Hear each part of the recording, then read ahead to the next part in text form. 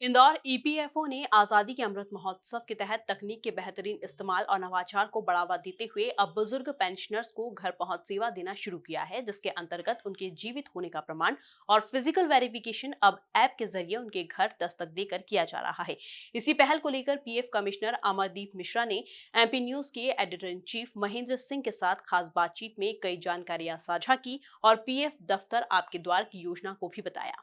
देखिए खास बातचीत।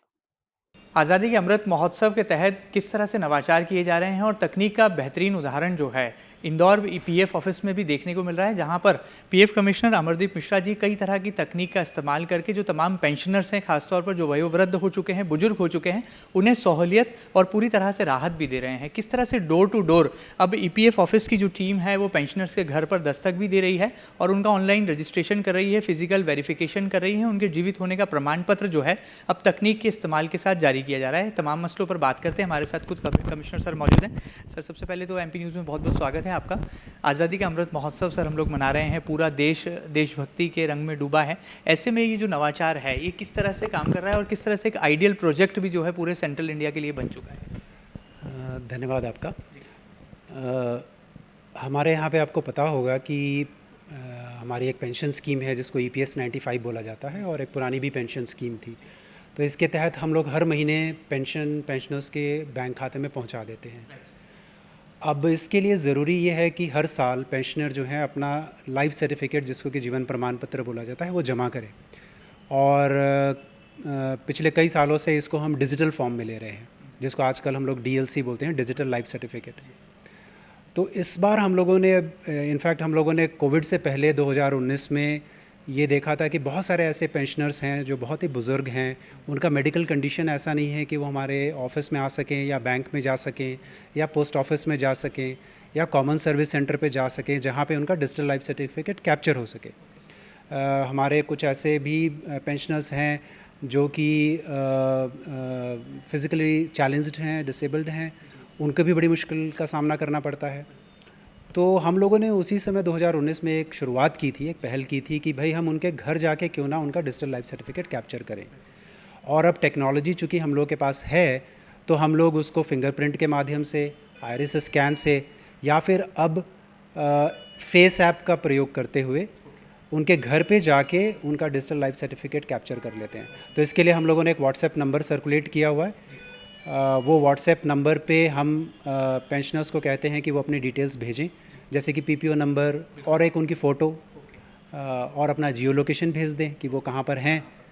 तो ये डिटेल्स हमारे पास व्हाट्सएप के थ्रू आ जाते हैं और फिर हम जितने भी रिक्वेस्ट आते हैं उसके हिसाब से एक हमारे पास ऑलरेडी 2 टीम बनी हुई हैं और ये टीम जो है फिर वो जाती है और इनफैक्ट सैटरडे को भी हम लोग उनके घर पे जाते हैं, जो कि वैसे तो हमारे लिए ऑफ डे होता है, बट सैटरडे को भी हमारी टीम जाती है और घर पे जाके उनका डिजिटल लाइफ सर्टिफिकेट कैप्चर करती है।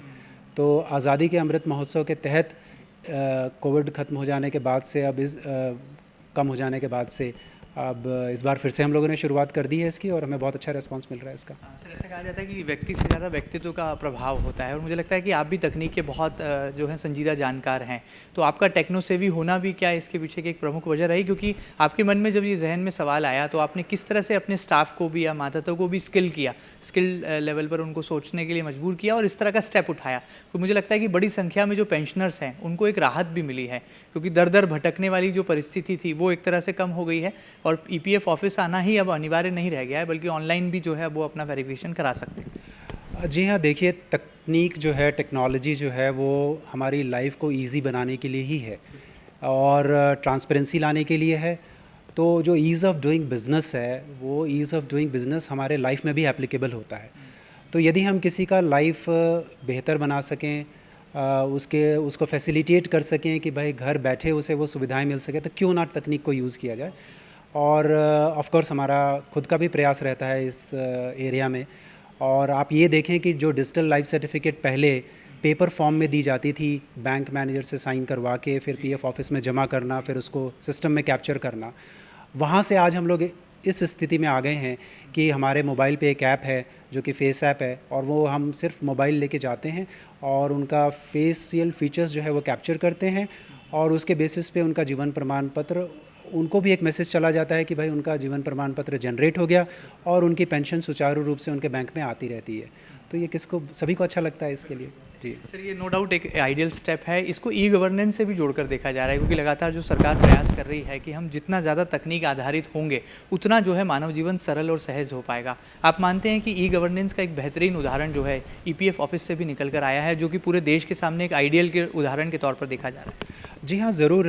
ना सिर्फ इस क्षेत्र में बल्कि अन्य क्षेत्र में भी, जैसे कि अगर हम बात करें कि भाई हमारे यहाँ पे ईज़ ऑफ डूइंग बिज़नेस में आज की तारीख में अगर किसी को पीएफ का रजिस्ट्रेशन लेना है तो वो अपने ऑफिस में बैठे बैठे ऑनलाइन पीएफ का रजिस्ट्रेशन नंबर ले सकते हैं।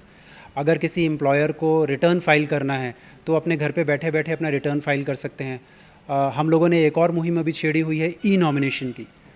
ई नॉमिनेशन भी पहले फ़िज़िकल फॉर्म में होता था, जिसमें मेंबर को, पीएफ मेंबर को नॉमिनी अपना एक फ़िज़िकल फॉर्म में भर के देना पड़ता था, जो कि ऑफिस में फ़िज़िकली स्टोर्ड रहता था।